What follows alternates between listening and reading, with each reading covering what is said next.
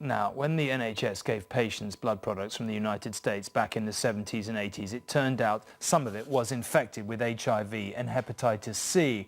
Now, all this time later, those who survived and families of those who did not have finally got the judge-led UK-wide inquiry they wanted and arguably should have had long ago.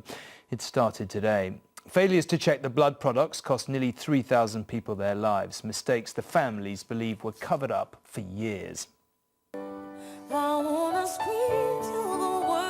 Hundreds of lives cut short, set to music in a film made by their families, marking the start of an inquiry that will look at why nearly 3,000 people have died and many others remain chronically ill after being treated with infected blood products. The whole family has been destroyed. There's no words to describe that feeling, because every time I shut my eyes, I was just looking at a coffin. I actually got this letter through the post from my haematology department saying that I'd tested positive for the AIDS-associated virus. 33 years after receiving that letter, Alan Burgess arrived with his family to hear what the inquiry might deliver. Campaigners in their symbolic ties have repeatedly been ignored or brushed aside. This is their chance to finally expose the truth. For many years, Alan and his family hid the fact he had HIV because of the stigma.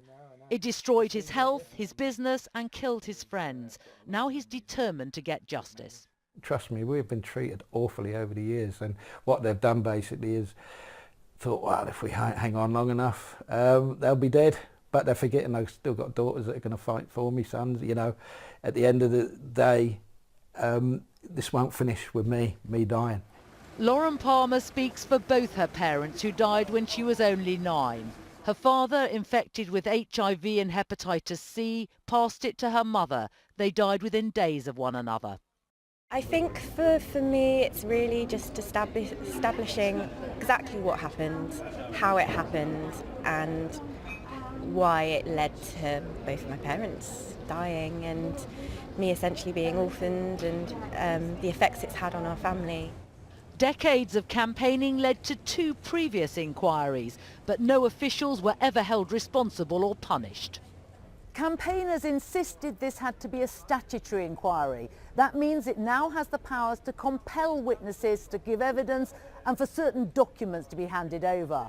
Amongst those who could be called are former health secretaries, even a former Prime Minister, John Major, and perhaps crucially, civil servants from the Department of Health who it's alleged have previously avoided the most difficult questions. The Scottish Government commissioned an inquiry that lasted 6 years. Families burned the results, which they called a whitewash, making them even more desperate for answers now. Juliet Bremner, News at 10.